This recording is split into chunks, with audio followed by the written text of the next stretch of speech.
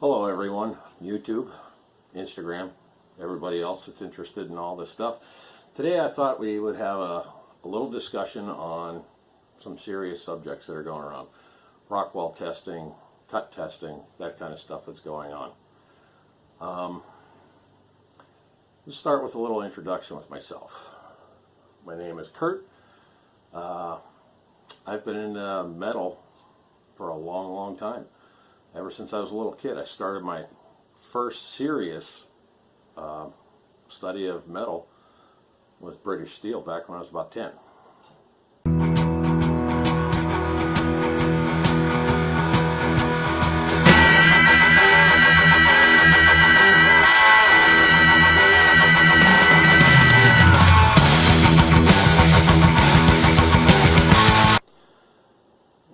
Probably a few years later, I want to say the summer of my senior year in middle school, I went to work for a government agency, we won't name the names, where I designed, built, and test fired hundreds of rockets every day.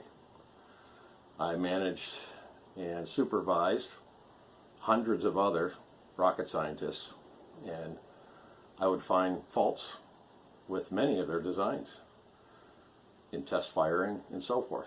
Mine were pretty good, but you know, for the most part, probably about 10,000 over my 30-year career there.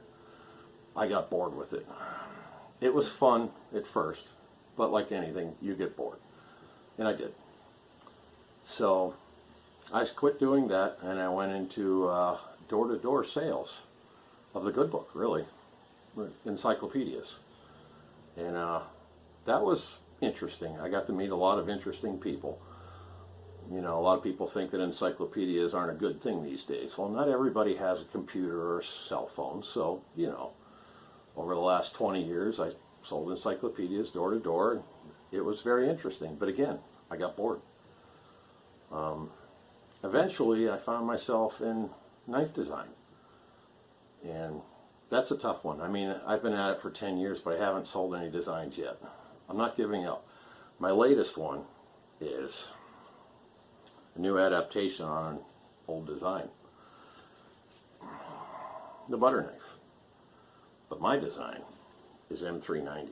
And you say, why M390? Well, you know, did you ever try to cut hard butter or frozen butter with a regular butter knife? It just doesn't work. Or what if you're eating dinner and all you have to cut the pork chop with is a regular butter knife? Somebody didn't give you a steak knife to cut the pork chops with, you got to use a butter knife. M390, that's where it comes in. It has that special hardness that can force its way through all those hard things. It does a great job of it. So I'm still working on those designs there. I've come up with my own custom heat treat on these things. I have a toaster oven that goes up to like 475 degrees. That sucker gets hot. So basically what you do is you wrap it in aluminum foil and you stick it in the toaster oven overnight.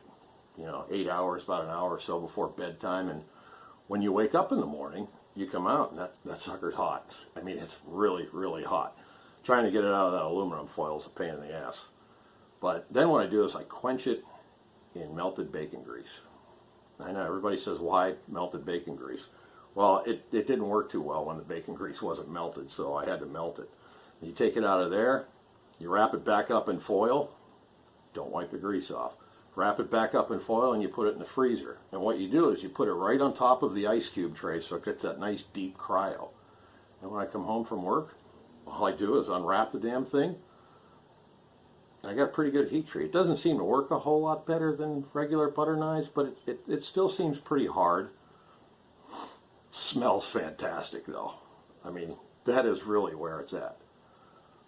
You know, so if anybody is interested in one of these, contact me and I'll give you a price and an estimate on how long, and the first 50 people that order get a custom sheet for it. Yeah, pretty cool, huh? So there you go. Thanks for watching. Okay, I'm back.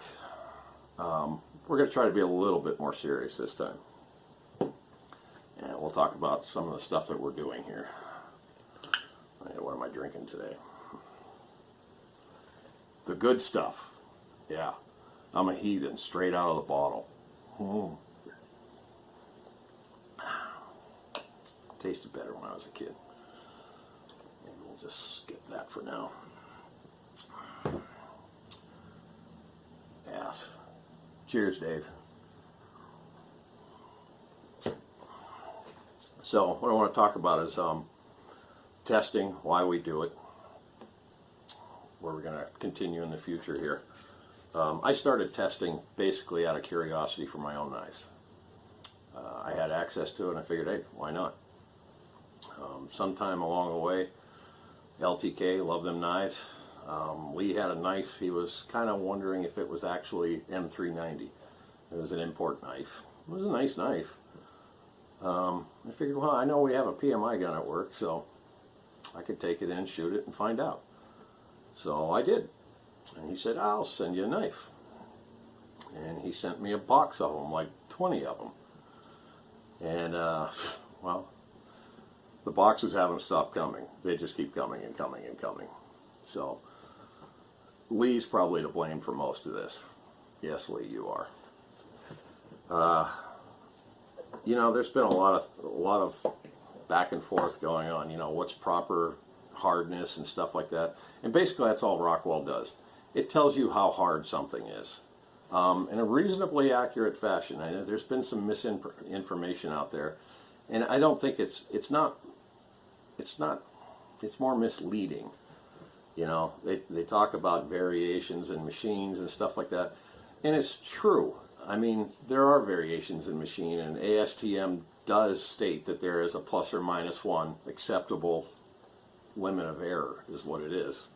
Actually, that's really what it is. But when you have these machines and they are calibrated correctly by someone that actually knows what they're doing and they're supposed to be doing it and they do it for a living, they get certified through ASTM. There's not that much of a variation. The variations are more in the way you run the test than the actual machines themselves. You know, these old Wilson machines, and yes, they are old. My new one was manufactured in 1946. It looks like it's brand new inside. The man that I had from Williams Hardness in Cleveland come over and set it up and calibrate it, fell in love with the thing. He loves these old Wilsons because of what they are. They are tough, durable, reliable, and accurate. So you're going to get more variation probably in the way you're testing than the actual machines themselves, if they are good quality machines and they are calibrated correctly. I've shown some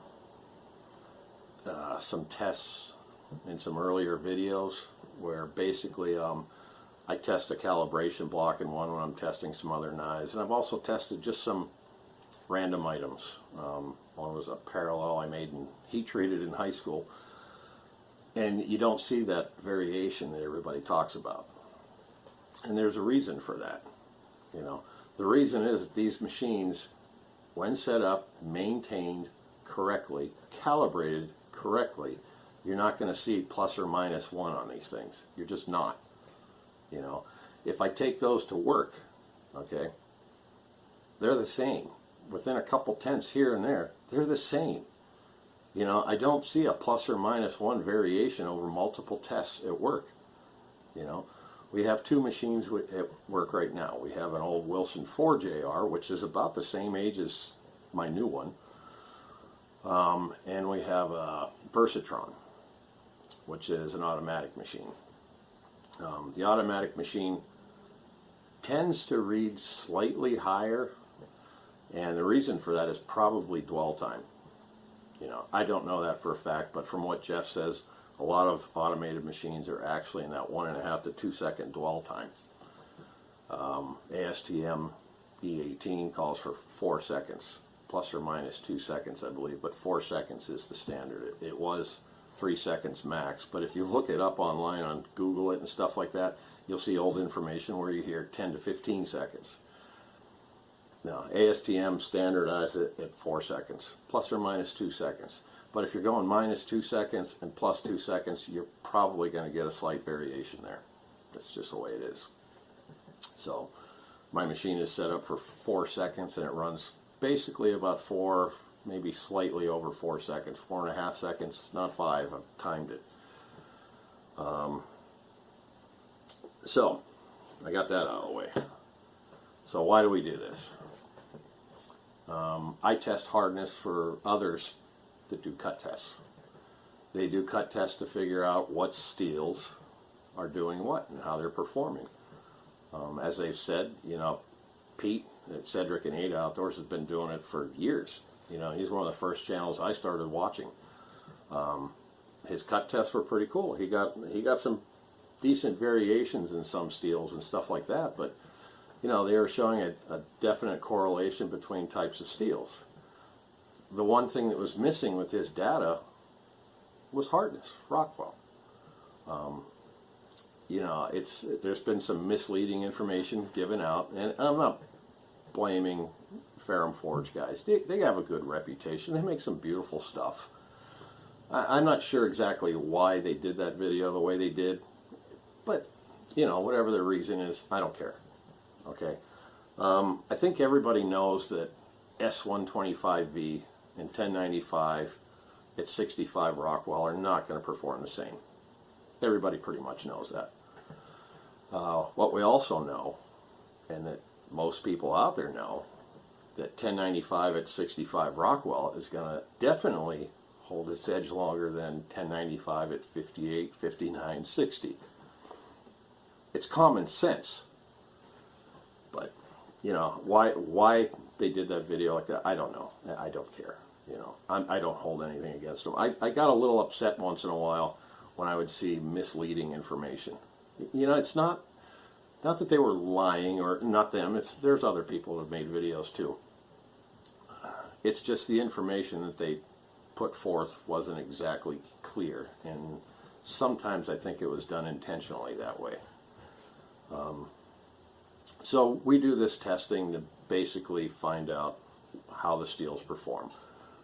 Do they have optimum ranges where they perform the best? You know, I think everybody knows that two identical steels, both done at identical hardnesses, don't always perform the same. Even with the same edge angle, same everything. It's heat treat process. But again, Rockwell testing only tells you how hard it is. It can tell you if it's in its optimum range. You know, everybody seems to understand that M390's optimum range seems to be in that 62 to 64, although I don't think we've actually seen anything near 64. 62 and a half is the highest I've measured it at. And Spyder Coast PM2s and M390 generally run 62-ish, although I did just find one that was at 60. And you know, on a mass production thing, I'm pretty sure it's going to happen. So that's why we do these. You know, it's not to crucify companies. You know, there are cases where things probably get out of hand. You know, things happen sometimes and they blow up, and you know, mistakes get made. People go about things the wrong way. I don't want that. You know, knife companies and consumers, we need each other. You know, I mean, honestly, we do. You know, why would you have all these knives if, you know, I mean, if there was just one great knife designed by one great knife maker, we wouldn't need all these companies. But we do. Everybody has their own personal preferences and styles and tastes and looks and performance and everything else. So hopefully going forward, what we can do will actually benefit knife makers and consumers. You know, I mean, basically, if I got to pick a side, I'm always going to pick the consumer. I'm always going to pick that person that spends their hard-earned money on a product. I don't care if it's knives, donuts, or cars, whatever it is. People work hard generally for their money. I know I do. You know, I work a lot of hours. I always did, but it's something I chose to do a long time ago. But when I spend my money, I want what I feel is my money's worth. And that's not just a design thing. I think everybody's gotten that knife and they were just so excited to get it, and they got it and they went, it's okay. There's nothing that, you know, a maker can or a manufacturer can do about that. That's just the way it is. I'm lucky. I've gotten put my mitts on a lot of knives in the last 10 months or whatever it's been, 11 months, a little under a year. So that's actually saved me quite a bit of money. There's a lot of knives. I went, oh, I can't wait to see that. And I get it. I go, I'm glad I didn't spend $200 on that. So, but at the same time, I found a lot of knives that I didn't think I'd actually really like. That, wow, you know, I think I should have one of those. And this one was probably one of the first ones I just went, holy crap. Yeah, everybody knows this, the M4 Freak. My good buddies Steve and Kenny, they conspired against me one time to make a video and embarrass myself, and they probably did a good job. This thing, this one's a pretty special knife to me. This is one I'll have the rest of my life. No matter what I do with all the other knives I own, this one will always stay with me. It's just, it actually feels a little better than the M4 Freak. The micarta that Kenny did on this and the way it's contoured around the edges, I love the damn thing. Okay, I'm getting off track here. But, you know, so where do we go from here? We're going to keep testing. I always wanted this testing to be available to anybody that wants it or needs it.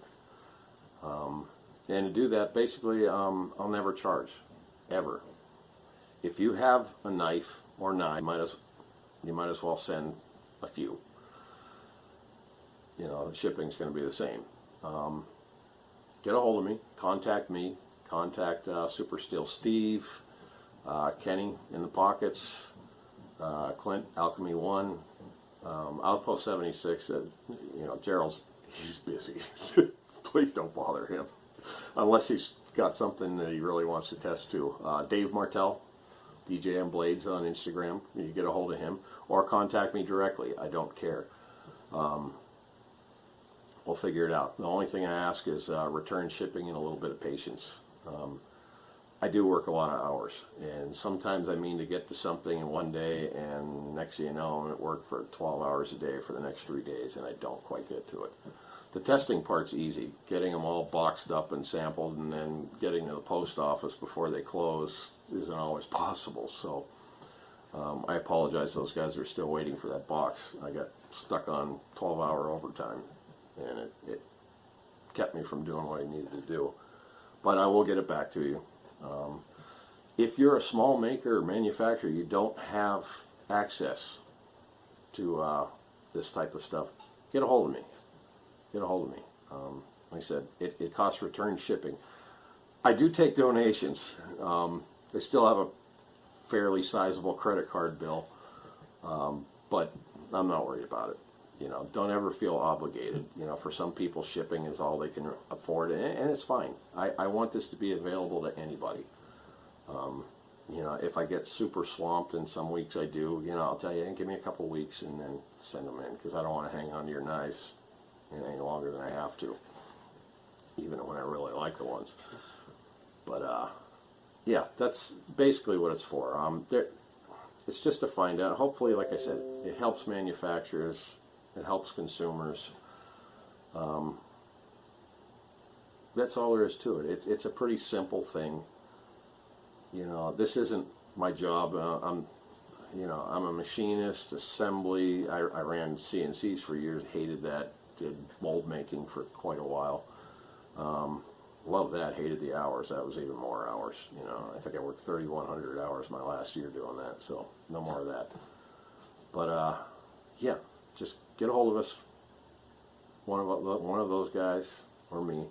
I have a big thank you coming up that I'm going to try to roll into basically like the credits at the end. There is too many people for me to mention. This thing would be an hour video.